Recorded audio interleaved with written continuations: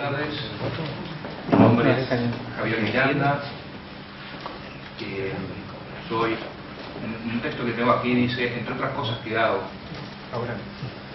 en este momento trabajo como Director Nacional de Derechos Humanos del Ministerio de Educación y Cultura. Quiero agradecer sinceramente a la Escuela Integral el haberme invitado a participar en una de las actividades que tiene que ver con el festejo de su medio siglo de vida. Sinceramente es un honor, lo digo sin mayores reparos dadivosos o de gentileza. Creo que es una excelente cosa que generemos espacios de reflexión en ámbitos educativos, en particular de educación formal, donde circulan ideas y distintas perspectivas sobre aquello que nos involucra, sobre aquello que nos compromete. Sinceramente es un honor estar aquí. No diré de mis desvelos para preparar esta charla. Siempre que a uno lo invitan a charlas lo ponen en un problema. ¿Yo qué voy a decir? Y todavía con un título tan amplio como Shoah y derechos humanos. Es enormemente amplio y daría para enorme reflexión. Y no es que me avisaron ayer, hace muchísimo tiempo me visitaron haciéndome esta invitación. Finalmente resolví hacer una presentación en 2 actos y 3 escenas. 3 escenas en cada acto. El primer acto lo voy a leer y lo voy a acompañar con algunas imágenes, que es retomar una charla que tuve el honor también de dar en abril de este año en el Cicloski con motivo de la conmemoración del aniversario del lanzamiento del Gueto Varsovia. Y como me gustó, la quería compartir con ustedes. Creo que tiene la gracia de lo emotivo. El segundo acto prometo que va a ser sumamente aburrido, así que los invito a retirarse en cuanto quieran, que tiene que ver más con una reflexión de corte institucional y a la que no me puedo despegar, que es una consideración con algunos vínculos jurídicos importantes, por lo menos en su bloque, en su segunda escena. Soy un tipo que viene del derecho, me encanta el derecho, y no me quiero despegar de eso. Pero además, porque creo que hay detrás una discusión institucional. El tercer acto, como le prometí a mi amigo David Telias, va a ser casi una provocación. Y en realidad, en la tercera escena del segundo acto, que lo que busco es, esto se está transmitiendo al exterior, pero pudrir, provocar. Pero empecemos por este primer acto. Voy a tomar prestadas voces e imágenes de otros. Mi función será solo ordenarlas en una secuencia no antojadiza y, al margen, sugerir algunas ideas. Los invito a construir ustedes mismos la reflexión detrás del relato. Voy a contar en este primer acto 3 historias ilustradas y un epílogo.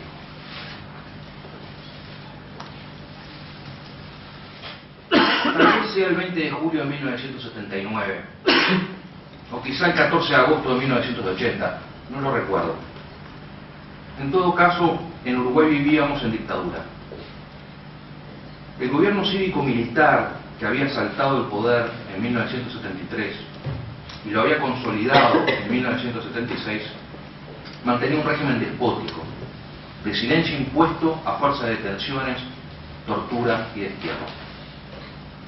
Años después tendríamos testimonios directos de la represión, de la barbarie totalitaria que impuso el terror en nuestra comunidad para acallar toda disidencia. Yo andaba por los 15 o 16 años nomás. Mi radio grabador, aquel enorme de época que usábamos algunos adolescentes para grabar en rígidos casetes TDK la música de Barry White o de Cat Stevens, que pasaban en los programas de Radio Independencia o de Radio Panamericana, aquel armatoste, digo, tenía el dial clavado en los 1130 kHz de AM. en la 30. Como cada mañana, la voz grave, seductora de Alfredo Perkovich, Flaco Perkovich, nos invitaba a recorrer una nueva historia de uno de sus protagonistas. Aquel día el Flaco arrancó con las siguientes palabras: oigan aquella voz profunda, recortada entre las descargas que dificultan la emisión de una radio que no agradaba a Regina. Mordejai Anilevich vivió solo 23 años y le fueron suficientes para demostrarle a la humanidad entera todo lo que es capaz el hombre cuando se niega a aceptar la prepotencia, la brutalidad y lo irracional. Tuvo que quemar sus mejores años, su niñez y adolescencia, y su pletórica juventud, en una lucha feliz y heroica, sin poder disfrutar de todos los alicientes y alegrías a que todo joven tiene derecho y puede aspirar. Y precisamente esos jóvenes que hoy esto escuchan, y que decurren su vida entre bonanzas y alegrías, o aún entre problemas y angustias, pero que todavía pueden esperar muchos beneficios y satisfacciones de la vida, es bueno que conozcan el caso ejemplar de Anilevich, que entregó toda su fuerza, su entusiasmo vital, su capacidad física y mental, y sobre todo su enorme sentido de la solidaridad, sin esperar otra compensación que la de la justicia. Por supuesto, Mordejai Anilevich no fue el único protagonista de esta epopeya, casi increíble por su grandeza heroica y trágica. Fue solo uno más. Todos fueron héroes colectivos. Todos sabían que el único destino inexorable que les aguardaba era la muerte, la tortura o la vejación. Y ante esa alternativa feroz, se negaron a morir en la abyección y el miedo, y se levantaron como titanes contra el poder brutal de un régimen hasta entonces invicto. Eso leía, eso decía por la radio el Flaco Perkovich. Imaginen ahora ustedes lo que esas palabras podían producir en un adolescente que vivía en dictadura, que vivía la dictadura. Lo del Perco era un acto subversivo. Tras la simple anécdota incensurable de un hecho histórico, desde una radio, se nos transmitían los valores encarnados en esos hechos: solidaridad, rebeldía, justicia. Eran sustantivos lanzados al éter desde una voz que evocaba un acontecimiento lejano de 1943. Allí, muchos de nosotros por primera vez teníamos noticia de la existencia de organizaciones subterráneas en la Polonia ocupada que conformaron un bloque antifascista. Escuchamos el horror de 310.322 judíos deportados del gueto entre el 22 de julio y el 3 de octubre de 1942. Y también supimos de la valentía de una población que cavó túneles y refugios para enfrentar el ejército de ocupación, y que lo enfrentó. Alfredo Perkovich me presta la voz una vez más. Todo abril duró el alzamiento y la batalla del gueto. El 1 de mayo, Día Mundial de los Trabajadores, mientras fundía el horror y la muerte por todas partes, Mordejai Anilevich reunió a todos los jóvenes y dirigentes del búnker del comando subterráneo y con el rostro empapado de sudor dijo unas emocionadas palabras en recuerdo de todos los obreros del mundo. Todos oían en silencio lo que sabían sería su última locución. Así contaba Alfredo Perkovich entonces. ¿Para qué recordar? ¿Por qué rememorar los hechos del pasado, de tanto tiempo atrás? Alfredo, además de rendir homenaje a esos valientes del alzamiento del gueto, en plena dictadura, transmitió una lección de coraje e insurrección, de rebeldía ante la opresión, de dignidad humana. Desde los 40, desde la lejana Varsovia, el Perco traía, en ancas de su grave voz, valores útiles para la lucha en aquel hoy. De eso se tratan los trabajos de la memoria.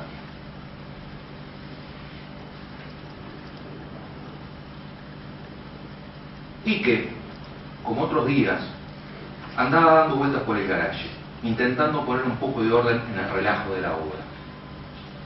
Va golpeando paredes para desprender el revoque. En un rincón suena hueco. Después de unos golpes francos, descubre que hay un ducto allí atrás, y en el ducto, arracimadas, películas que parecen ser de fotos. Mira, calla, guarda. No es su tiempo, a pesar de que están allí ocultas hace 23 años. Aurelio se tuvo que exiliar en 1976. A México viajan, en su equipaje de emergencia cargado de luchas, algunas fotografías de la huelga general de 1973. En Montevideo, entre muros y a resguardo de la imposición dictatorial del silencio, quedan infinidad de negativos que documentan parte de la historia uruguaya. Desde 1957 hasta 1973, Aurelio y su lente han registrado trozos de las luchas populares. Ante la certeza de la destrucción, esconde buena parte de esos documentos entre las paredes del edificio del diario, con la convicción de que es necesario dejar testimonio. Es una teoría política más de resistencia frente al despotismo. Muchos años después, tras conversaciones entre jóvenes y operaciones de rescate casi clandestinas de algunos veteranos todavía un poco inconscientes, las palabras se encuentran. Quique y Aurelio comparten ahora el mismo tiempo y el mismo espacio. Y buscando juntos encuentran. A pesar de las reformas en el edificio de Lapido, el pelo largo de uno y las canas del otro desentierran parte de la historia que allí se había ocultado para ser reencontrada. El hallazgo es el resultado esperado de una operación política decidida hacía entonces 33 años.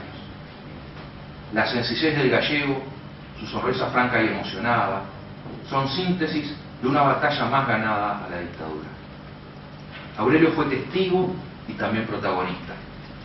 Fue el ojo y el brazo que miraron y señalaron más allá de la coyuntura, apostando a dejar testimonio. ¿Para qué? Para que los quiques del siglo XXI tuvieran la oportunidad de conocer parte de la historia que la barbarie quiso hacer desaparecer. No la anécdota, ella en sí misma intransitiva, incluso en su dolor. No son los hechos lo que se transmiten, sino los valores que ellos encarnan. Memoria ejemplar y crítica. El acto de esconder para dejar testimonio es él mismo un acto político que se enmarca en la secuencia de los actos que Aurelio documentaba. Ahora, con Quique al lado, compartiendo el alumbramiento, la batalla política de entonces mantiene su sentido y adquiere nuevas proyecciones. Para los de aquellas épocas, seguramente confirme la convicción de que no fue en vano.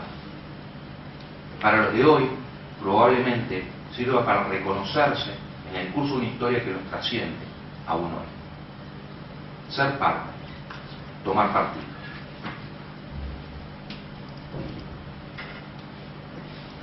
¿Qué pasó con mis padres? Escucho un grito. Caminamos. Estoy ya en el patio. Me atacó el miedo. Estoy ya dentro del edificio y ahora voy por mis padres para ver cómo están. Y no sé qué será de mí y si podré contarles la historia de lo que pasará después. Recuerda, mi nombre es Nayum Rivach, 30 de julio de 1942. Pocos días después de escribir estas líneas, Nayum, junto con David Graeber e Israel Lichtenstein, de acuerdo a lo resuelto por los líderes de la organización clandestina Oneg Shabbat, escondieron en el edificio de la escuela Berborojov, ubicada en el número 68 de la calle Novolivki de Varsovia, 10 cajas metálicas. En ellas se cobijan escritos, fotografías, dibujos y pinturas que recogían testimonios de la vida judía antes de la guerra y también de la vida en el gueto de Varsovia. En esa escuela, en 1924, se graduó una hija de un zapatero y una señora de Landau, llamada Gela Sexstein. También después de su graduación, Gela comenzó a desarrollar una actividad artística interesante. Dibujos en carbonilla, acuarela y algún óleo son productos de sus manos inquietas y su sensibilidad de joven judía en una Europa central en permanente tensión. Cuentan que no fue hasta 1938 que Vela fue reconocida como artista de Estado. Joseph Sandel, quien había conocido a Gela en 1935, dice en una publicación de 1948: era una joven de clase trabajadora. Su único sueño era pintar. Sus habilidades artísticas no se estaban desarrollando apropiadamente, dado las difíciles condiciones en las que vivía. Sin embargo, ella nunca renunció a la esperanza de alcanzar su meta. Ella disfrutaba en especial de dibujar niños. Los amaba y lograba transmitir su belleza en cualquiera de ellos. Pintar un niño judío era su vida, su descanso, su alegría. El 18 de septiembre de 1946 fue recuperada la primera parte de los archivos del gueto Varsovia, ocultados en los sótanos de la escuela de la calle Nowolinsky, a principios de agosto de 1942. Otra parte de esos archivos, escondida en ese mismo sitio en febrero de 1943, poco antes del alzamiento del gueto Varsovia, fue recuperada en diciembre de 1950. Una tercera parte de esos archivos, enterrada en abril de 1943, aún no ha sido encontrada. Los hoy conocidos como archivos Ringelblum forman parte del legado que, deliberadamente y como parte de la acción política, grupos de la resistencia a la barbarie nazi decidieron ocultar en los momentos más duros de la represión y exterminio, a fin de mantener la memoria de un pueblo perseguido. Una de las cajas sepultadas en 1942 por Mayun Gribach, David Graeber e Israel Lichtenstein contenía más de 300 obras de la esposa de Lichtenstein, Gela Sechstein, así como el testamento de ambos. El testimonio de esta joven judía, probablemente una de las últimas artistas que sobrevivió en el gueto hasta el levantamiento, da cuenta de una vida cultural que, más allá de la preguerra, se procuró mantener en difíciles condiciones, aún en la época de la ocupación y la segregación institucionalizada.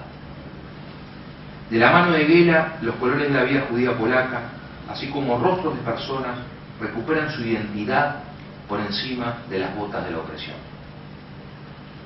No solo de resistencia armada, aunque también se construyó la defensa frente al nazismo.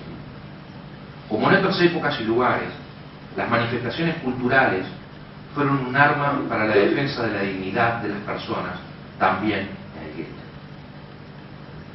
La reivindicación de la dignidad humana, de su identidad y la conciencia de un compromiso con su pueblo para la construcción de un futuro surgen de las líneas que Gela dejara a título de testamento el 1 de agosto de 1942. Me encuentro parada en el límite entre la vida y la muerte. Ya sé con relativa seguridad que voy a morir, y es por eso que quiero despedirme de mis amigos y de mi trabajo. He estado recolectando 10 años de trabajo, rompiendo todo en pedazos y trabajando nuevamente. Ahora solo estoy intentando salvar todo lo que pueda en este espacio reducido. No busco ser alabada, solo que nos recuerden a mi pequeña hija y a mí. Esta niña brillante se llama Marguerite Lichtenstein, su apellido es por mi esposo, Israel Lichtenstein. Le entrego mis trabajos a un museo judío a construirse en el futuro, con el propósito de revivir la vida cultural de los judíos de preguerra, pre-1939, y para que el estudio de la terrible tragedia que vivió la gente judía en Polonia durante esta guerra. Por favor, cuenten lo que me ha pasado a mí, a mi esposo e hija. Ahora estoy en paz. Debo morir, pero he realizado mi trabajo. Me gustaría que la memoria de mis trabajos sobreviva. Adiós, camaradas y amigos. Adiós al pueblo judío. No permitan que semejante destrucción se repita.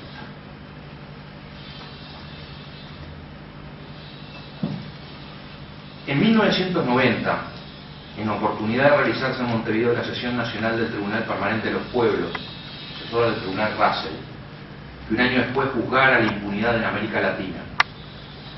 El sacerdote jesuita Luis Pérez Aguirre, perico, el cura comprometido con la defensa y promoción de los derechos humanos, iniciaba su intervención citando un verso del poeta Odiseo de Litis: escribo para que la muerte no tenga la última palabra. Ese es el primer acto. Es deliberado.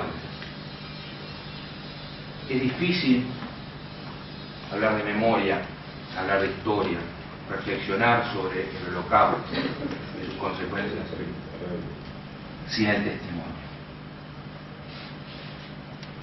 El testimonio de Guela para mí es impresionante, absolutamente conmovedor. La valentía, el descaro político, la osadía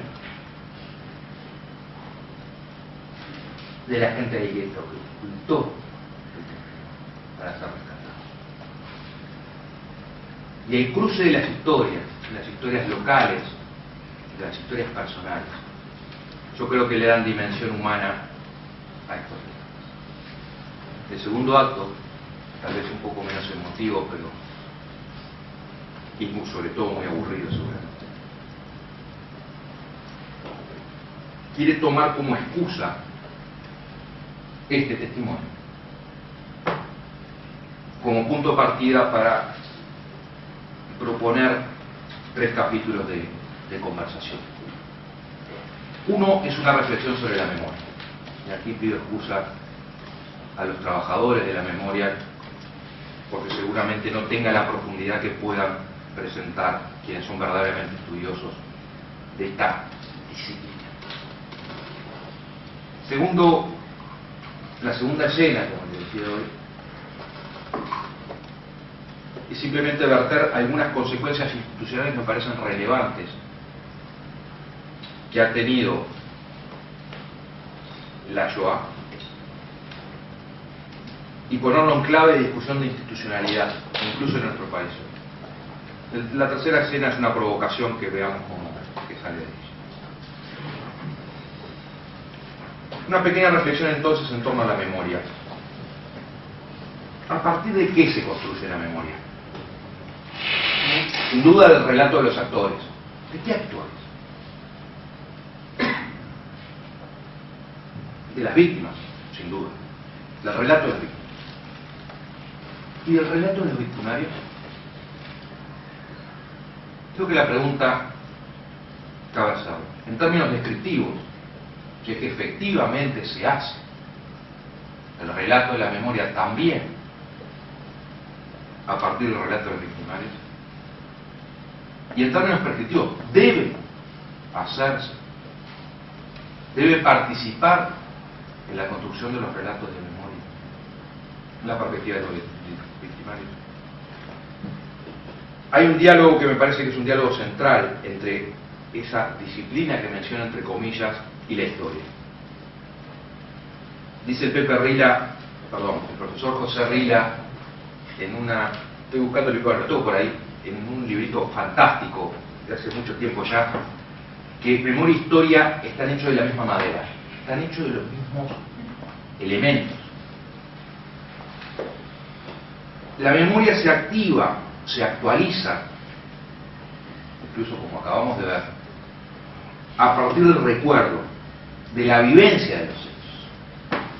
En el relato de la memoria está implicado quien rememora, ¿sí?, de aquellos hechos que participó. La historia, con su pretensión científica, de legítima pretensión científica, niega o confirma, opera como dispositivo crítico de ese relato. Pero además se sirve del relato de la memoria para actualizar su agenda. La operación del historiador es tomar distancia de los hechos, reconocer e intentar comprender un otro, un hecho que le es ajeno. La memoria se despliega en un marco de familiaridad con el pasado.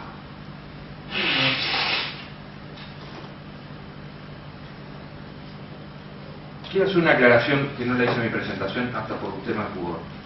Yo soy hijo de un desaparecido. Mi trayectoria en la lucha por los derechos humanos tiene que ver con mi implicación vivencial con la historia de este país. Con lo cual, y esto lo digo para atajarme, la reflexión que propongo sobre la relación de memoria e historia y el estatuto de verdad de los relatos está fuertemente influenciada por la trayectoria militante, por una reflexión en la que soy parte. En todo caso soy parte como recordador y no como historiador.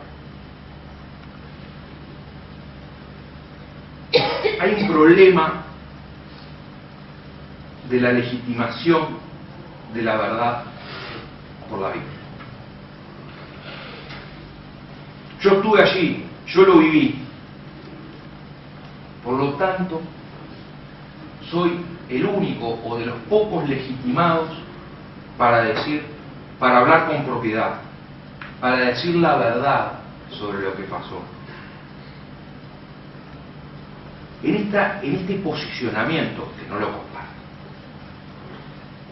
comparto, justamente para atacarlo lo pongo crudamente, desnudamente sobre la mesa.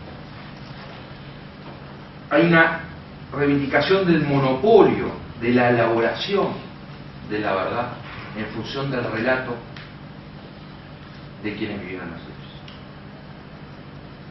Yo creo que eso es peligroso incluso para el relato de aquellos que pretendemos recordar, hacer memoria, poner en juego nuestra familiaridad y también nuestra afectividad en el relato de los hechos del pasado. Sin embargo, cito de nuevo a Pepe Reilán en ese trabajo que mencionaba, aun cuando el dispositivo crítico de la historia reflexione sobre la memoria, en el diálogo, en esa dialéctica memoria-historia, hay una lucha por darle dignidad a los hechos, dice Reilán, y coincide. Más allá del estatuto de verdad, más allá de los dispositivos críticos de la historia con respecto al relato de la memoria, hay ciertos hechos que debieran, utilizo un lenguaje deliberadamente normativo, perspectivo, que debieran quedar consolidados fuera de la arena de lo opinable y de lo discutible. Allá y entonces, aquí, no hace tanto, hubo torturados y en consecuencia hubo torturadores. Hubo asesinados y en consecuencia hubo asesinos. Hubo exterminio y en consecuencia hubo un plan de exterminio. La memoria opera como un fuerte dispositivo de consolidar ese núcleo duro de verdad que pretende alejar de la especulación. Y en ese sentido yo creo que ayuda a la historia para fijar aquellos hechos no susceptibles de contestación en cuanto a ellos, en cuanto a acaecimientos como hechos.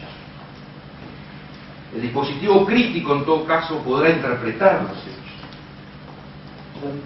Realiza necesariamente simplificaciones y sistematizaciones que implica ordenar las secuencias de los hechos. Como dice Hannah Arendt, ese relato indefectiblemente es un testamento que selecciona y no. Lo decía Gerardo Caetano de mañana con mucha propiedad. Recordar, hacer memoria, también es olvidar. Hasta casi que por un tema de salud uno selecciona, recuerda y olvida, destaca.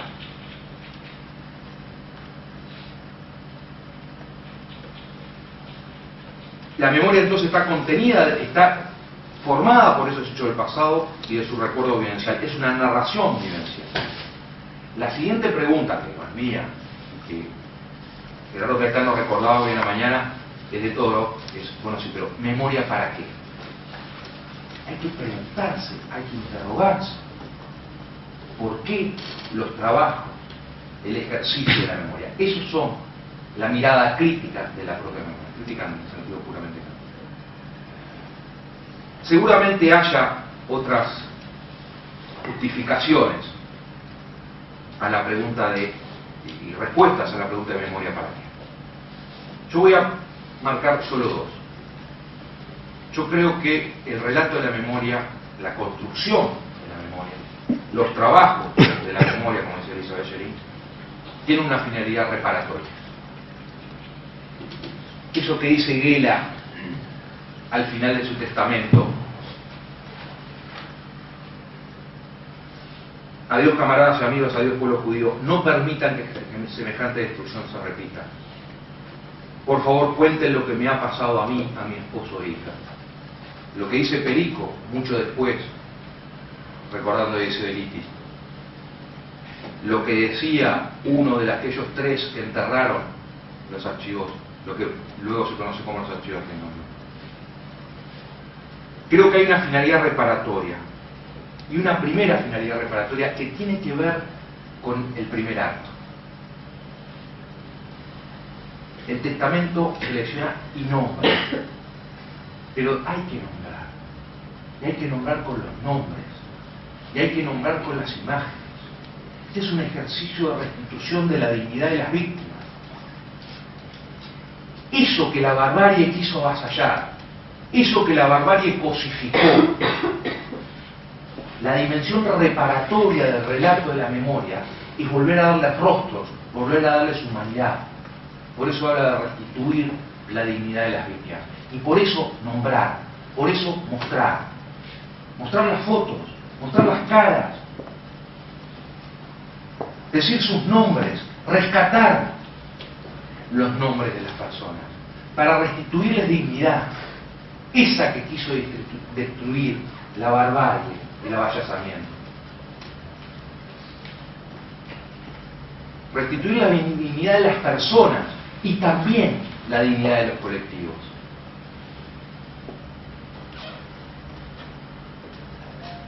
El avasallamiento fue contra las personas, pero contra las personas en tanto pertenecientes a grupo, por su identidad colectiva, por su pertenencia a una comunidad. Entonces la finalidad reparatoria, esta vertiente de esa función reparatoria de la memoria, creo que tiene que ver también con constituir o con confirmar una identidad como colectivo, un sentido de pertenencia, la dignidad del colectivo agredido, la restitución como forma de reparación. Aquí estoy usando terminología precisa de instrumentos internacionales de derechos humanos. Restituir los derechos, restituir la dignidad del individuo y del colectivo. Una segunda función, una segunda respuesta a la memoria para qué, a esa pregunta de Todorov, es una finalidad eminentemente política. Y por eso traía a colación los archivos de Raymond Lull. Este es un librito maravilloso que nos regaló Lalo de Jardín, que es el director del País Cultural, y lo quiero decir en homenaje a Lalo, que quiere esos gestos también de buscarlo, sabía que estaba buscando, ¿verdad? ¿Quién escribirá nuestra historia? Es un relato circunstanciado y absolutamente exhaustivo de el proceso de los archivos Ringberg y su recuperación y su control. Hay una dimensión política, es someter al debate público ya no solo los hechos intransitivos, como decía Gerardo Caetano de Mañana recordando todo lo, sino los valores encarnados en esos hechos. ¿Cuál es la discusión axiológica que está detrás de los hechos como anécdota? Traerlos al debate público de hoy. Gerardo decía, la memoria es puro presente. Sin duda. Recogemos aquellos hechos, los valores que están detrás de esos hechos, para someterlos al debate hoy. Y por eso va a ser la provocación final.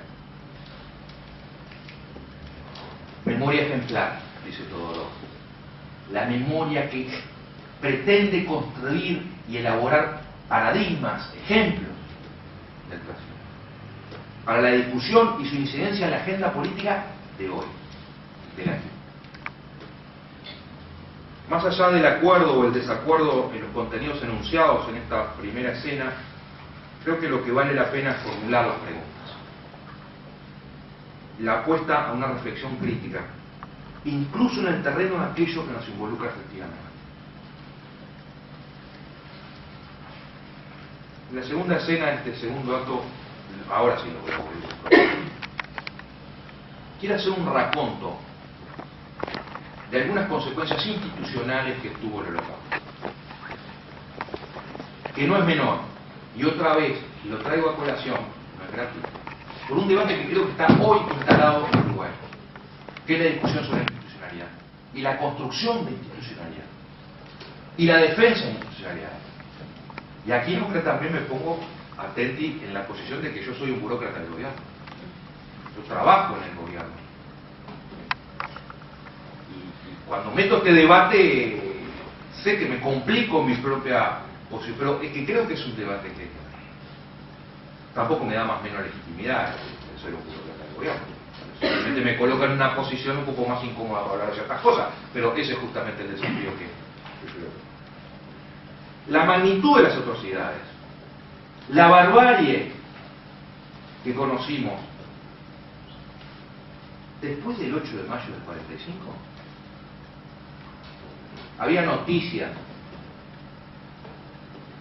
las potencias aliadas en mayo del 42 ya conocían, si no a nivel de detalle, pero sí tenían noticias de lo que se estaba, la atrocidad que se estaba cometiendo en la Europa ocupada por la nación.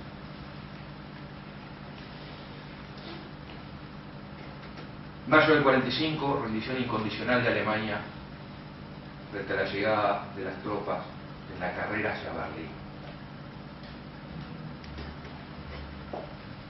El conocimiento de aquellos hechos, el testimonio de las víctimas, de las primeras víctimas que lograban dar algún testimonio, bastaba exhibirse. El conocimiento de algunos lugares provoca la indignación. Y esta palabra es interesante. Indignarse es rebelarse frente al ataque a la dignidad. La reacción frente al avasallamiento de la dignidad humana se traduce en indignación. Es una emergencia de la dignidad de uno por la defensa de la dignidad de otro. Frente al ataque a la dignidad que provoca, ¿cómo reaccionar? Y aquí es la dimensión institucional que quiero ver. ¿Cómo reaccionar? Una alternativa humana, brutalmente humana, es la venganza. Es un sentimiento humano. Sin embargo, lo que se empieza a construir es la institucionalización de la reacción. Y particularmente de la reacción penal. ¿Qué sucede? La reacción penal, la reacción institucionalizada a través de los juicios y del castigo penal, debe ser justificada. Porque tanto la pena, la sanción penal, como el enjuiciamiento penal, el someter a una persona a un proceso jurisdiccional, con todas las garantías que quieran, someterla, coaccionarlo a que transite el proceso del juicio. Y antes aún, la prohibición penal, es decir, que tales conductas están prohibidas, en realidad no lo dicen así los códigos penales dicen, el que cometiere tal conducta será condenado a, ¿sí? Pero atrás hay una prohibición, no matarás. Digo, estas tres fases, estos tres momentos de la reacción penal, necesitan justificar, castigar, eventualmente privando de libertad de una persona, o incluso privándole la vida en aquellos lugares donde existe la pena de muerte, o como existía en momentos de los juicios que nos vamos a referir enseguida. O prohibir conductas implica una limitación de derechos y hay que justificar por qué limitar esos derechos. Y en ese justificar los tres momentos del proceso penal, sí, me pueden parar cuando quieran si me voy muy rápido, muy abstracto, bueno, me disparo. Tres momentos del proceso penal: castigar, prohibir, juzgar. La pena, la tipificación del delito, la prohibición de la conducta, y el juzgamiento por la conducta que describe el tipo penal, el ilícito penal, la prohibición penal que termina en un castigo. Necesitan ser justificados, y justificados exhaustivamente. No me voy a extender mucho más, pero me parece que vale la pena reflexionar sobre la necesidad de justificación de la reacción penal, en la medida en que implica, de alguna manera, atingir, atacar, alcanzar a personas y a derechos de esas personas. Privar de libertad a una persona es privarle de un derecho, aun cuando sea una sanción penal. Es una privación de derecho. Necesita justificación. Y en la justificación hay que preguntarse, propongo, no lo propongo yo, estoy copiando a otros que saben mucho más que yo de estos cuentos, hay que preguntarse sobre la admisibilidad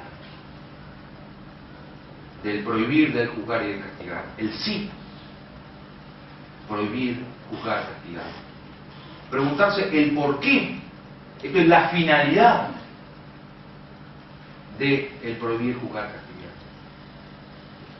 Preguntarse el cuándo, prohibir, juzgar, castigar. Preguntarse cómo, prohibir, juzgar, castigar. El cruce de estas variables provoca 12 preguntas que son centrales para la justificación de la reacción penal institucionalizada. No me voy a extender más sobre esto, pero quiero dejarlo planteado porque me parece que vale la pena detenerse en estas mínimas reflexiones. Solo voy a atacar una de las preguntas. ¿Por qué castigar? Ya voy a caer de vuelta en la discusión de los hechos históricos o de los hechos que rememoramos. ¿Por qué castigar? Incluso también, ¿por qué prohibir?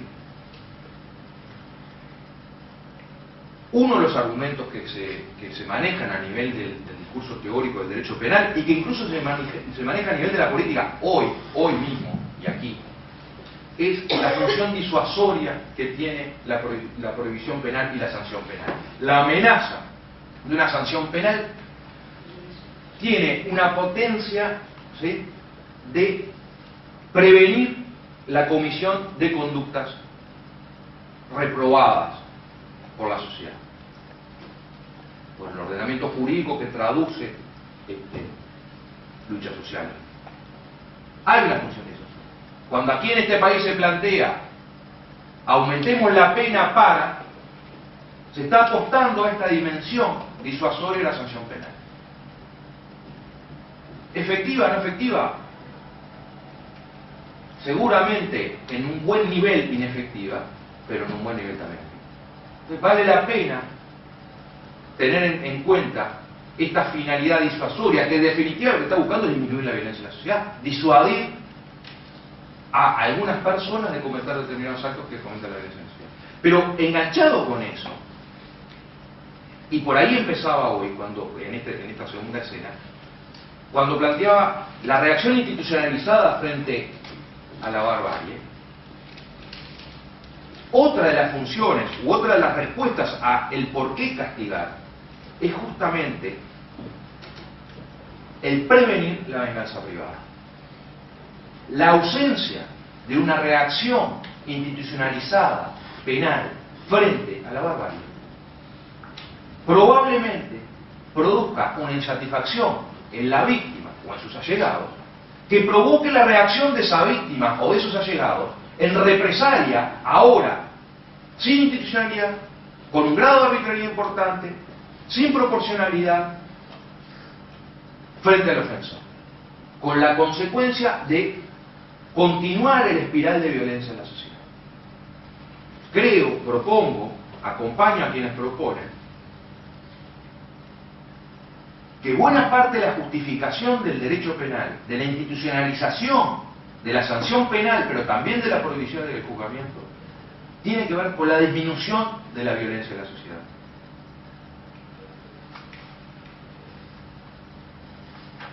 A estas preguntas básicas se enfrentaban los legisladores y los jueces inmediatamente después del Holocausto. Vamos a ver brevemente, prometo, en el apartado siguiente, la evolución de ese mecanismo, porque me interesa ver cómo llegamos hasta aquí. Ustedes saben, en la instalación del Tribunal de Nuremberg es el fruto, en realidad está contenido en su estatuto en la Carta del Tribunal Militar Internacional para el enjuiciamiento de los principales criminales de guerra, que está anexado al acuerdo para la persecución y castigo de los principales criminales de guerra del eje europeo, el famoso acuerdo de Londres del 8 de agosto del 45. Y una cosa que me enteré preparando esta conversación. Los firmantes del Tratado de Londres del 45, el 8 de agosto del 45, son las 4 grandes potencias: Reino Unido, Estados Unidos, Francia y la Unión Soviética. Pero 17 países adhieren al tratado, y de América del Sur adhieren Venezuela, Paraguay y Uruguay. Adhieren al tratado del 45. Como noticia que me enteré ahí en un pie de página, que me parece interesante. Se forma también el conocido con el nombre de Tribunal de Tokio, la Carta del Tribunal Militar Internacional para el Lejano Oriente, del 19 de enero del 46, que no está firmada directamente por MacArthur, pero por orden de MacArthur la firma Marshall. Este ya no como producto de un acuerdo, sino directamente como una imposición del comando de la fuerza norteamericana en Taiwán. Y la otra norma que me interesa mencionar es la ley número 10 del Consejo de Control Aliado para la penalización de responsables de crímenes de guerra, crímenes contra la paz y contra la humanidad, del 20 de diciembre del 45. Esta ley del Consejo de Control Aliado ya no es un tribunal internacional, la creación de un tribunal internacional, sino en el territorio controlado por cada una de las fuerzas se establecen tribunales locales para el enjuiciamiento. Hay una complementariedad entre el Tribunal Penal de Nuremberg y los juicios que se llevan adelante en virtud de la ley número 10 del Consejo de Control Aliado y en el territorio. ¿Qué me interesa destacar? Que la reacción supone el establecimiento de una jurisdicción penal internacional. Por primera vez en el derecho internacional público aparece delineado, yo no sé si por primera vez, pero por lo menos se consolida, porque sí había un derecho de la piratería, sí había un derecho de la guerra, ¿sí?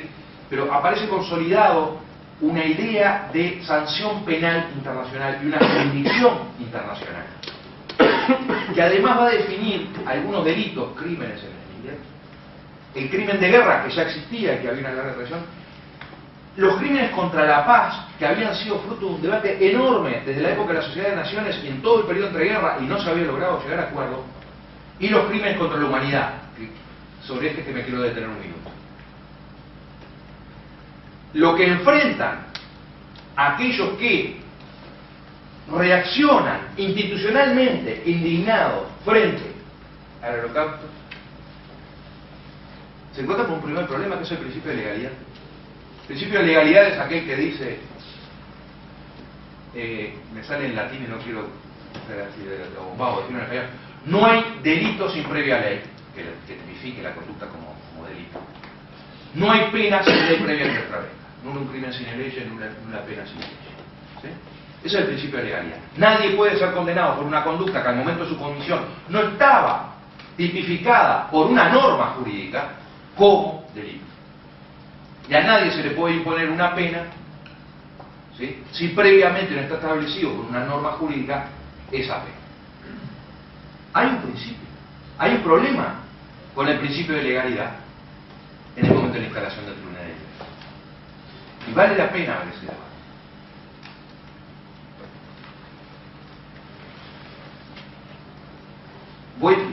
Lo dejo planteado a propósito, porque en realidad lo que va a suceder después, a partir del Tribunal de Nuremberg, fundamentalmente el Tribunal de Nuremberg, también el de Tokio, y la aplicación de los tribunales locales en virtud de la ley 10 del Consejo de Control Aliado, va a ser justamente la superación de los problemas de legalidad, del principio de legalidad que nos generaba en aquel momento.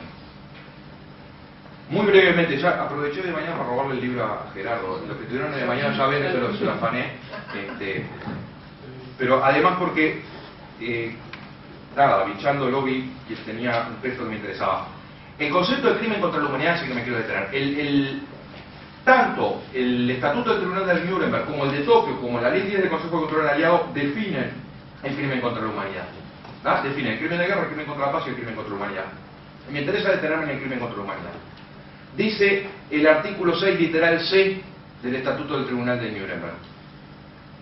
El crimen contra la humanidad, es decir, el asesinato, el exterminio, el sometimiento a esclavitud, la deportación y cualquier otro acto humano cometido contra toda población civil antes o durante la guerra, o bien persecuciones por motivos políticos, raciales o religiosos, cuando esos actos o persecuciones hayan o no constituido una violación del derecho internacional de los países en donde han sido perpetrados, hayan sido cometidos como resultado de todo crimen susceptible de ser competencia del tribunal con relación con ese crimen.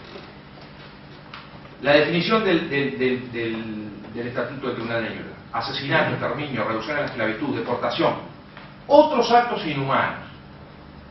Esas son las figuras típicas. Y acá hay un problema con el otros actos inhumanos, por la vaguedad de la expresión otros actos inhumanos, que me genera una dificultad con el principio de legalidad, sobre todo con el llamado principio de legalidad estricto. La conducta debe estar claramente tipificada, ¿sí? Sin vaguedad. Sin embargo, en la evolución del derecho internacional y del derecho penal internacional, esta vaguedad se mantiene. La Convención contra la Tortura habla de tortura, otros tratos o penas crueles, inhumanos o degradantes. Retoma la propia expresión de tratos crueles, inhumanos, ¿sí? Con la vaguedad que eso significa. Asesinato, exterminio, reducción a la esclavitud, deportación, otros actos inhumanos cometidos contra la población civil, y esto es lo que lo va a diferenciar de los crímenes de guerra, del literal A del artículo 6 del Estatuto del Tribunal de Nuremberg, antes o durante la guerra. La conexión en el Tribunal de Nuremberg entre los crímenes contra la humanidad con los crímenes de guerra es una conexión necesaria. O la persecución por razones políticas, raciales o religiosas, pero cuando son realizadas en ejecución o en conexión con crímenes bajo la jurisdicción del tribunal, o sea, con crímenes de guerra o con crímenes contra la paz. Interesante, constituyan o no una violación del derecho interno, y este es el afianzamiento de una jurisdicción internacional y de un principio de derecho penal internacional más allá del derecho internacional nacional. Y esto es absolutamente trascendente, porque esto quiebra la lógica de la soberanía del Estado. Señor Estado, hay ciertas conductas que usted debe sancionar, antes debe prohibir y después debe juzgar. Y si usted no lo hace un derecho penal internacional y una jurisdicción internacional en su lugar. Y aquí cabe preguntarse el por qué. Porque el bien jurídico tutelado, si me pongo difícil, párenme, pero ¿qué es lo que se intenta proteger a través de la prohibición penal del crimen contra la humanidad?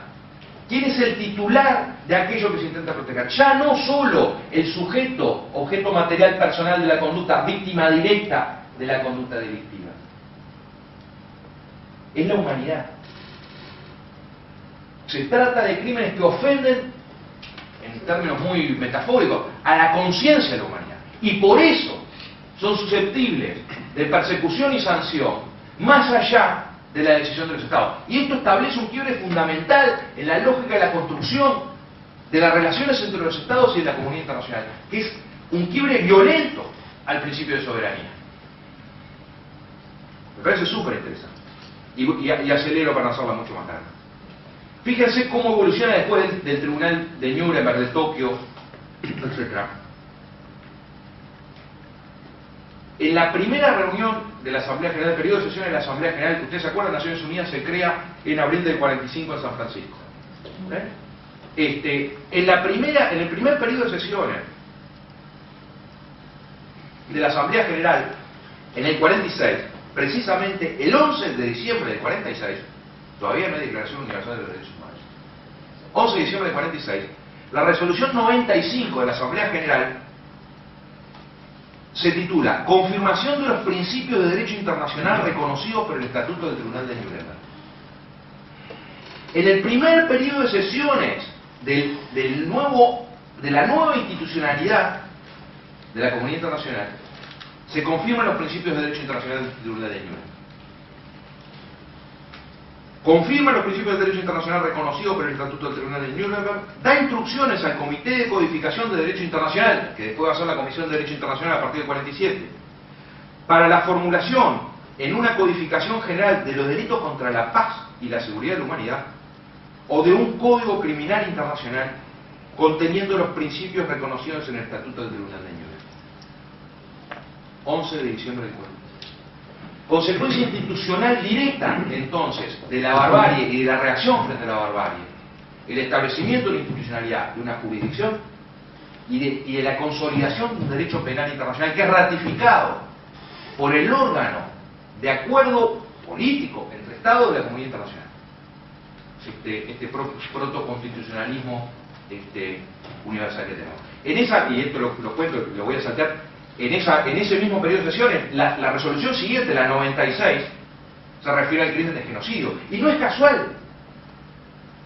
Dice la resolución 96, también del 11 de diciembre del 46. El genocidio es una negación del derecho a la existencia a grupos humanos enteros. De la misma manera que el homicidio es la negación a un individuo humano del derecho a vivir.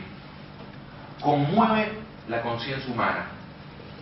La Asamblea General, por tanto, afirma que el genocidio es un crimen del derecho internacional y solicita al Consejo Económico y Social, uno de los órganos principales del sistema de Naciones Unidas, los estudios necesarios a fin de preparar un proyecto de convención sobre el crimen de genocidio, cosa que se va efectivamente a realizar luego en la Convención de Genocidio del año 48.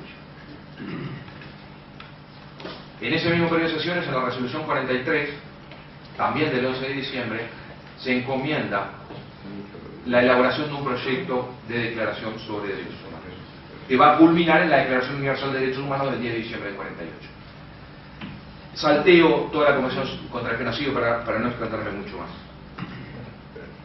La Convención de Genocidio trae algunas normas relevantes, como es no considerar el genocidio como delito político a los efectos de la extradición, el Estatuto de la Prescripción, pero además la Convención del Genocidio prevé la creación de un tribunal internacional. El artículo 6 dice: será juzgada por un tribunal competente del Estado en cuyo territorio el acto fuere cometido, los actos de genocidio, o ante la Corte Penal Internacional que sea competente respecto a aquellas partes contratantes que hayan reconocido su jurisdicción.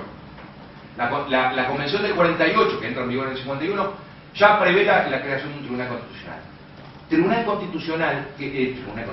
Tribunal internacional, Tribunal Penal Internacional, que no se va a constituir hasta el año 98 y que va a entrar en vigor en el 2002, que es la Corte Penal Internacional, la Corte de Roma, que en realidad está en La Haya. Se llama la Corte de Roma porque el protocolo, la convención fue celebrada en ese momento. Y me detengo muy brevemente acá.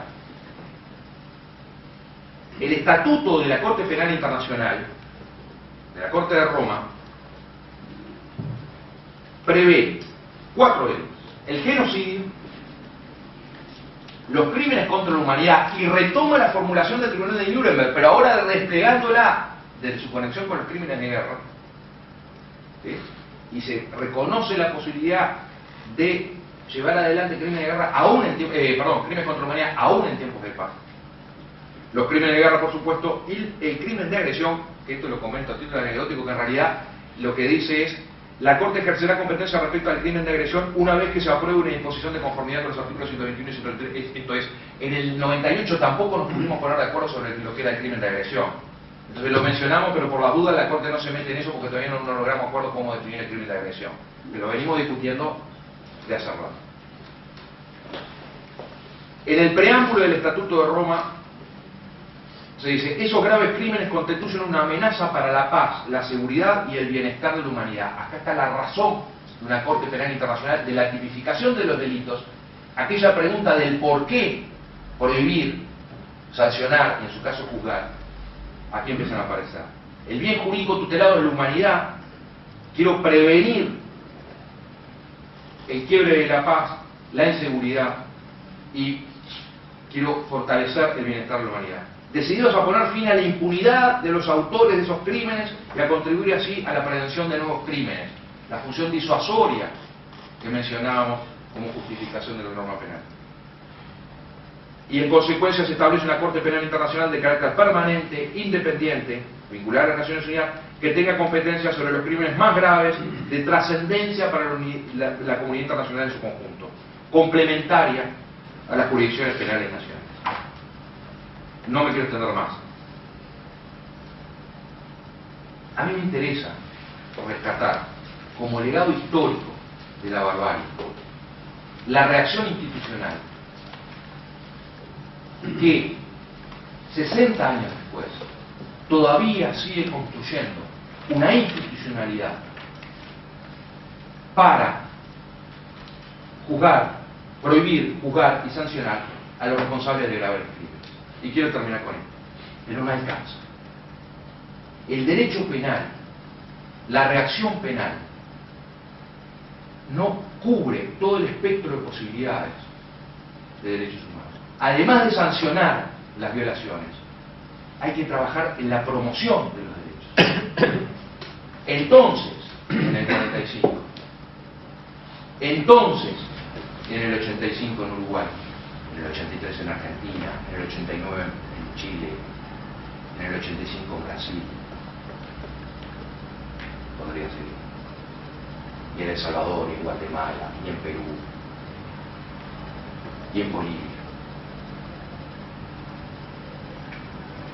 Entonces, como hoy, nosotros aprendimos derechos humanos a partir de las violaciones. Aprendimos derechos humanos sobre nosotros. Hay que traducir, como nos enseñan además esos que reconocemos como sobrevivientes, ser capaces desde el dolor construir fortaleza. Y ahí empezar a mirar los derechos, ya no desde su violación y como reacción a la violación de los derechos, sino mirar los derechos desde los derechos, desde la promoción de los derechos.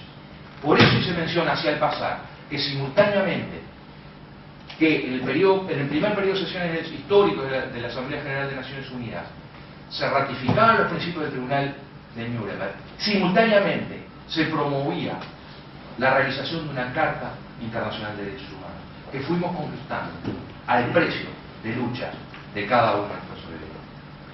Esta reflexión, este segundo acto sobre la institucionalidad legada por el dolor, me parece que valía la pena ponerlo en un país que discute los caminos institucionales.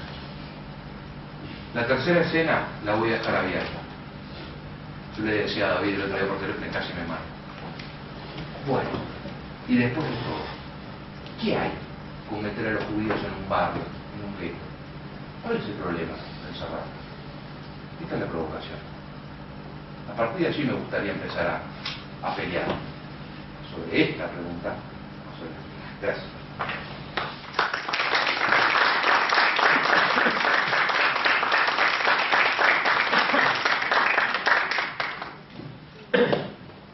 Estamos abiertos con alguna pregunta.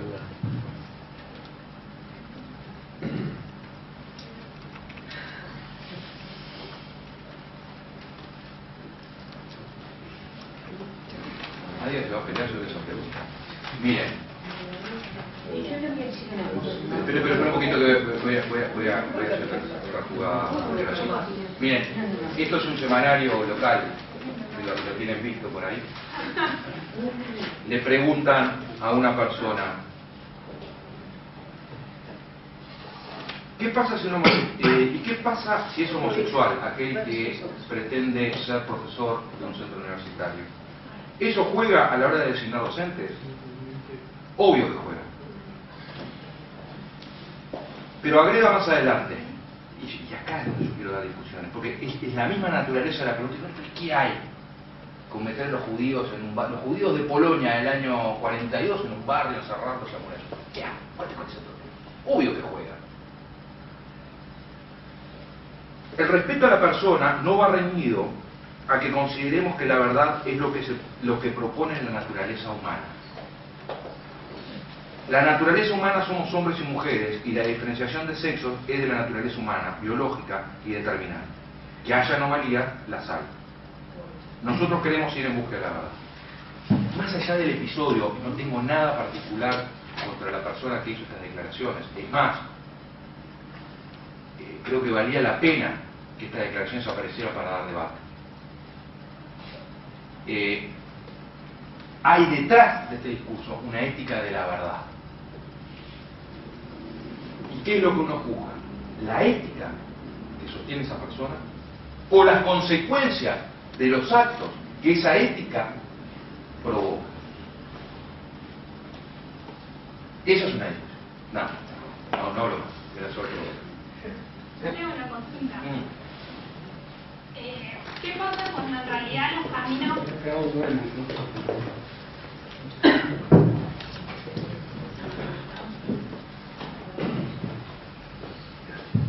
En realidad no sé si es una pregunta o es una duda o qué. ¿Qué pasa cuando en estos caminos de institucionalizar el mismo camino obstaculiza el encuentro de la verdad?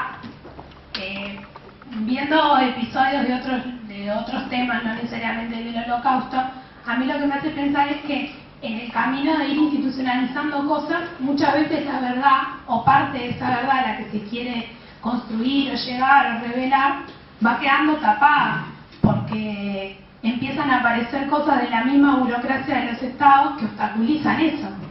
Entonces creo que ahí la lucha empieza a ser doble, contra la misma institucionalización para que eso sea una herramienta y no sea un obstáculo en el encuentro a esa verdad. Eso por un lado. Y por otro... Totalmente de acuerdo, nada que decir. Claro, pero ahí lo que me pregunto es, hasta dónde en realidad los estados no han sido sumamente necios, ¿no? En que en vez de posibilitar eso y abrir el camino a esa institucionalización para que la verdad salga de una determinada manera, han sido colaboradores de los obstáculos, ¿no? Claro, pero eso al decir de Luis XIV, el Estado también soy yo. No, sin duda que sí.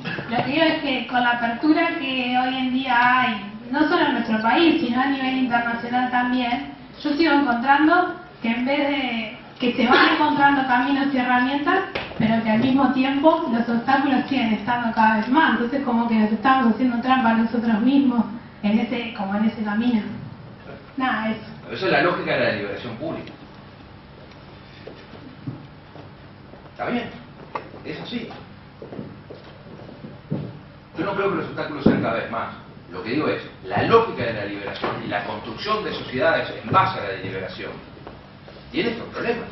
Y se avanza más o menos de acuerdo a mis intereses, pero en todo caso son los productos de las luchas, y por eso otra vez la reivindicación de la memoria y cómo los sobrevivientes ponen en la agenda de la discusión pública temas centrales. Pero es que no soy MacArthur en Japón en 1946. Tampoco quiero usarlo. Justamente quiero, aunque me duelen prendas, construir la deliberación pública, incluso en estos temas que afectivamente me comprometen. También ahí la defensa de la institucionalidad. Aunque me recaliento por tres.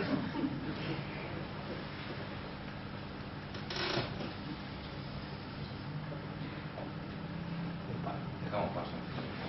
Gracias. Bueno, ahora vamos a invitar a Isaac Borojovich, que primero lo voy a presentar como padre de 4 hijos, abuelo de alumnos de preescolar, de preparatorios, abuelo de un niño en Holanda y sobreviviente de la Shoah. Así que Isaac nos va a dar testimonio de su vida.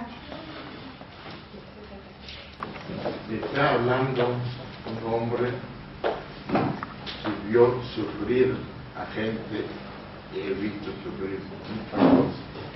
Nada de papeleo, nada de papeles. Yo nací en el año 1927 en un pueblito muy chiquito en el norte de Polonia. El pueblo tenía 1900 habitantes, 1.100 judíos, el resto cristianos. Según leí hoy mismo un libro, según testimonio del cementerio, más de 300 y pico de años que los judíos que vivían en ese pueblo. Un pueblo tranquilo, una calle larga, con 2 callecitas chiquitas. Se vivió tranquilo, lo más bien. El año 39 vinieron los rusos, porque Polonia se repartió la mitad Alemania y la mitad Rusia. Ya las cosas no anduvan tan bien, pero es pasable. El año 41,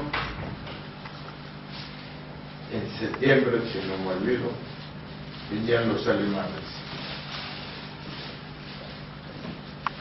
Era una cosa muy fea de entrada. Nuestra familia era mis padres, mi hermana y yo. Y entre primos, abuelos y todo, sumamos 20 y pico. Lo primero que hicieron los alemanes, nos pusieron un gueto. Nos juntaron todo cerca de la sinagoga, en una callecita todo. En nuestra casa, donde vivíamos nosotros, pusieron 2 o 3 familias más. Y había que aguantar. En este momento, las cosas no iban muy bien, la comida daba poco y nada, no dejaban salir afuera. Mis padres, mi padre más bien, tenía plafón bajo y yo veía que se iba a morir si no consigo comida.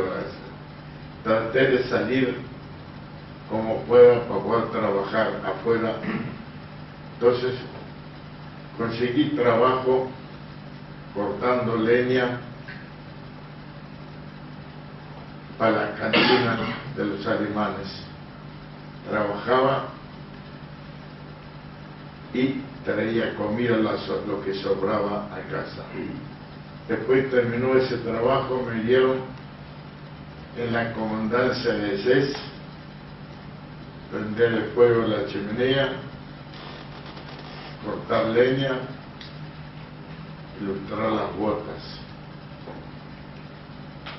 Yo inventé algo aquí entonces, poder ilustrar las botas para que brillen sin pomada. Querían que brillen. Ponía con la madera, refregar la madera, el cuero, y cuando el cuero sea caliente brilla después. Y a mí en el gueto, un primo segundo mío tenía conexión con los partisanos. Ustedes saben lo que es los partisanos, la resistencia en el bosque. Lo que yo siente, escuche algo allá, que transmita a él. Yo que escuché cuando estaba arriba con ellos, que iban a venir al bosque, pero invierno, se iban a poner túnicas blancas y van a buscar a los guerrilleros. Yo transmití esa palabra a quien corresponde. Los esperaron arriba en los árboles. Cuando entraron, casi la mayoría los liquidaron. Después empezaron las preguntas.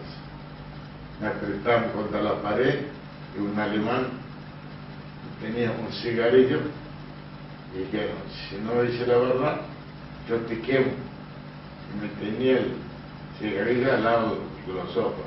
Y cuando, no sé si hubiera hecho o no, yo me moví y acá me quemaron un pedacito.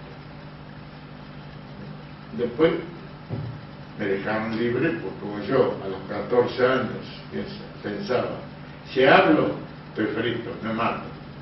Y si me callo, tengo suerte para vivir. Bueno, opté por lo segundo. Después seguí trabajando en el mismo lugar y mitad del día avisan que tenemos que volver al gueto. Yo trabajé con un amigo, yo digo, no vamos a volver. Siempre cuando dicen eso, no había olor a feo. ¿Y qué vamos a hacer? Digo, nos escondemos donde ya había, allá donde pusimos la leña, nos quedamos atrás. ¿Y qué vamos a hacer mañana? Bueno, mañana vamos a ver, al día siguiente nos presentamos y digo que vimos a trabajar. Cuando volví al gueto, 19 chiquilines de mi edad los llevaron a matar. Y el gueto, después de ese mismo gueto estuvimos, sacaron la mayoría de la gente a otro gueto a 30 kilómetros de nosotros. Como mi padre aprendió electricidad y yo de ayudante, nos dejaron en ese mismo gueto unos 20, 30 personas. De repente me dice mi padre, mira que parece que van a sacar los niños de acá. Entonces de noche, con una prima, salimos del gueto para ir al otro gueto donde se fue mi mamá y mi hermana, a 30 kilómetros. Pero como yo tenía miedo, un niño de 14 años, tenía que ir por el bosque, tenía un amigo cristiano, yo tenía un kayak, una laguna, siempre íbamos juntos. Cuando llegué a la casa de esa gente, le digo, ¿puedo esconderme en el establo? Esta mañana. Me dice el hombre, si no te vas enseguida, yo te denuncio a la policía. Se dan cuenta que la gente que estaba alrededor de nosotros no estaban tan amables. No, habría gente buena, pero muy poca. Cuando llegamos a ese gueto más grande, allá se juntaron esa gente de todos los lados. Vino una orden que ese gueto tiene que estar liquidado. Parte lo iban a llevar a la ciudad de Vilnius, no sé si ustedes saben qué es, y otra ciudad de Kono. El que iba a ir a Vilnius tenía que pagar X cantidad de moneda de oro, que no podía ir. Mi familia era mis padres, mi hermana, que tenía 6 años menor que yo y un tío, y lo que teníamos el oro alcanzado para eso. El resto de la familia, abuelos, primos, tíos, todos, quedaron porque no pueden ir. Nosotros fuimos a Vilnius. Los otros que iban a ir a Kovno, los vagones, cuando llegaban a cierto lugar que usted no debe saber, se llamaba Panar, cerca de Vilnius, los mataban a todos. Quiere decir que toda la gente, apenas calculan un 10 o 20% de ese gueto, se salvaron. El resto los mataron. De allá los llevaron a un gueto grande que se llamaba en Vilnius. Allá hemos trabajado, yo personalmente trabajé en una tornería de madera que hacíamos boquillas a los cigarrillos para los alemanes. No fue nada bueno, también había que trabajar, había que moverse para conseguir un pedazo de pan. Yo era flaquito, salía, siempre conseguía algo. Vino una orden que había que liquidar ese gueto. Nos llevaron a Estonia. ¿Saben dónde queda? Cerca de Finlandia. Una ciudad se llamaba Fifikoni, cerca de Finlandia. ¿Qué hacía yo? Un chiquilín de 14, 15 años. Había pantanos sacamos los árboles, los pantanos. Mi trabajo era subir arriba del árbol, atar una cuerda, cuando con el hacha metían en el árbol para que pueda llevar el árbol donde querían, no donde están las ramas o por otras cosas. Era muy difícil. Allá me enfermé de pleuresía, no sé si saben lo que es eso. Un día en la plaza, estábamos todos, mis padres y yo, y vinieron gente de la SS, porque era un campo de trabajo, no era exterminio allá en el entorno. Y veía que ellos están sacando a los niños de mi edad. Yo dije a mi mamá, a mi padre que estaba al lado mío, papá, me voy a escapar. Dice, no ves que todas esas ametralladoras te van a mandar a matar enseguida. La probabilidad era un incendio para que me salgan. Hice lo que me pude para llegar donde estaba mi madre, siempre me apoyaba. Le dije lo mismo, me dice, haz lo que tu corazón te dicte. Iban los hermanos, yo a los 4 caminaba y me metí en un pozo negro, ya lo miré antes que había cerquita, me quedé 5 o 6 horas allá. Cuando se fue la SS, salí de allá. Y después, cuando salí, me dijo mis padres que todos los niños de mi edad se llevaron del campo.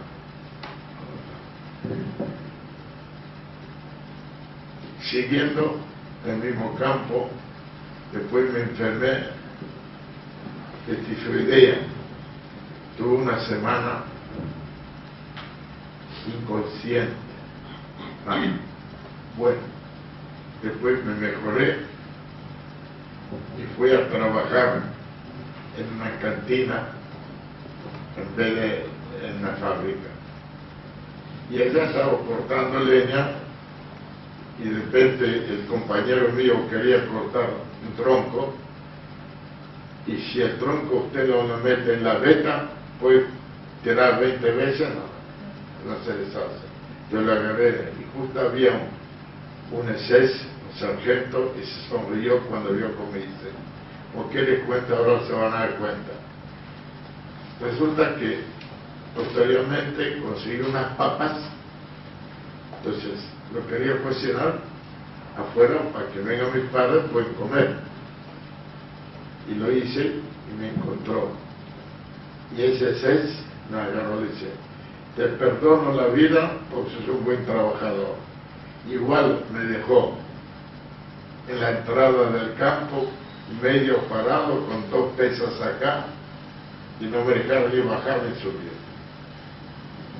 Después de ese tiempo, vino nos hacían a trabajar también pozos grandes, ponían explosivos adentro y nosotros los tapábamos porque venían los rusos para que se exploten los tanques, porque estábamos cerca de la frontera. Vino una orden que tenemos que volver. Caminamos después de la enfermedad, no sé, cientos de kilómetros era, pero nosotros caminamos 20, 30 kilómetros y llegamos a un pueblo que se llamaba Elda. Y acá encontramos, porque cuando nosotros nos llevaron de Vilos, nos separaron. Yo con mis padres y mi tío con mi hermanita que tenía 6 años menor que yo. Cuando llegamos a Elda, encontramos a mi hermana con mi tío. La alegría fue muy grande. Allá dormimos, yo, todos, la intemperie, con 23 bajo cero. Se puede imaginar. De los pocos que no se congelaron era yo. Pues siendo niño, leí una libretita que los esquimales, cuando están afuera y quedan a la intemperie, hacen un pozo en la nieve y se tapan con la nieve. Entonces la nieve no le deja el viento y el frío. Y yo hice, y no me congelé como otros, digo medio congelado. A la mañana nos llevaban, mi mamá fue a buscar a mi hermanita, se la quieren llevar con nosotros. Y no me voy a olvidar, entonces arrancaron la mano de mi madre, mi hermana gritando, no quiero morir, no quiero quedarme sola. Y nunca más la vimos. La mataron en Auschwitz, después que se enteraron. Y nosotros de allá nos llevaron a un campo que se llamaba Stutthof, en 3 barcos de Tallinn, que es la capital de Estonia. De los 3 barcos, 2 hundieron porque los rusos pensaron que eran alemanes y un barco se salvó. Ese Stutthof es cerca de una ciudad, no sé si ustedes conocen Danzig o Danzig, es un puerto, el único puerto que tenía Polonia aquel entonces. Allá tuvimos un tiempo, nos sacaron toda la ropa cuando entramos y después a todos nos dieron otra ropa. Y le voy a contar una anécdota. Yo tenía unas botitas viejas. Cuando salí de mi casa, en los tacos pusimos monedas de oro. Pero cuando cambiamos la ropa, botitas no había. Y me dio unos zapatos preciosos, nuevos. Empecé a buscar quién tiene las botitas. Encontré. Pero yo pensando, si yo pido cambiar las botitas, de repente me pide algo. Y es al revés. Un buen ataque es la mejor defensa. Si me das pedazo de pan, yo te doy esos zapatos nuevos. Para que peleé, porque luchar, discutimos una vez, otra vez, al final la cogí, eso es lo que yo quería. Bueno, él me dio las botitas y yo le di los zapatos. Y en las botitas tenía el oro. Después de esas botitas, le voy a contar qué pasó con el oro después. Allá en Stutthof vino una orden de llevarnos a Alemania. 6 días, no lo van a querer, porque yo tampoco creo. Como dice mi amigo que vive en Buenos Aires, Isaquito, si nosotros no creemos lo que hemos hecho, lo que hemos pasado, ¿cómo podemos pretender que gente ajena nos cree todo? El ser humano, cuando tiene necesidad, cuando está en la dificultad y quiere sobrevivir, es capaz de hacer cosas que jamás nadie haría en tiempos normales.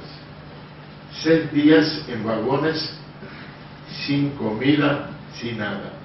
De Danzig, que es en el norte, hasta Dortmund en Alemania, es cerca de la frontera suiza. 6 días que tuvimos. No sé si ustedes vieron la película de Spielberg, ¿cómo se llamaba? Que sale, La lista de Schindler. allá en ese campo era un campo de trabajo. Allá nos separaban. Mi madre fue por un lado y a nosotros yo con mi padre. Ese campo era fatal. De mañana nos hacían despertar a las 2, 3 de la mañana. Primero contaban la gente y después, si no llegaba a la cantidad, otra vez, y yo vi que no iba a durar mucho. Entonces, digo, tengo que hacer algo, pero en ese interín me quedé solo con mi padre. Salió a trabajar y no lo vi más. Cuando me enteré de mi padre, hace 10 años atrás, un primo segundo en Israel me manda una carta que dice que hay otra gente que sabe qué pasó con tu padre. Me comuniqué con esa gente tenía una lista que unos judíos que vivían en Nueva York fueron allá después de la liberación y había una fosa de 750 personas y en esa fosa estaba mi padre. Los alemanes tenían la fecha, el nombre, todo. Bueno, cuando yo me enteré dónde era, yo fui hace 8 o 10 años atrás, allá había un memorial y todo. Bueno, quedamos en aquel campo de Dortmund. Allá, después quedarme solo, abandonado, y bueno, me tengo que quedar, hacerme el enfermo para que me meta, había un blog de los enfermos. Bueno, me hice el enfermo, y me dieron una semana para el blog de los enfermos. En ese interín vino una orden que llevar todos los enfermos a Bergen-Belsen. Bergen-Belsen no mataron a nadie, se moría solo la gente. No se vende nada la comida. Según mi amigo, yo no sabía, molían vidrio y metían en la comida. Y aparte, no nos daban muy poca comida, nada. Y yo tenía una cacerola de aluminio, esa me salvó la vida. Éramos 4 o 5 muchachos que nos defendimos uno con el otro, tratamos de defenderse. Ese Bergen-Belsen yo me acostaba con 10, 20 personas, la mitad a veces no vivía más. La gente ni quería vivir. La mente de tanto sacrificio que estaban, con todo, la mayoría de la gente quería morirse. ¿Cuántas veces decía, matame que no quiero vivir más? Y así tuvimos, yo llegué allá en diciembre del 44. Pude arreglarme como pueda, muy difícil, muy difícil. Un día un capo casi me mata porque juntaba cosas y no le di a él. Pero 6 días antes de la liberación, a mí me liberaron el 15 de abril de 1945. 6 días antes de la liberación me dice un amigo que tuve con él, mirá Isaac, acá vienen mujeres de Vilna. Me arrimé al frente y vi a mi mamá. Mamá no me reconoció, pero muy flaco. Preguntó por mi padre, le dije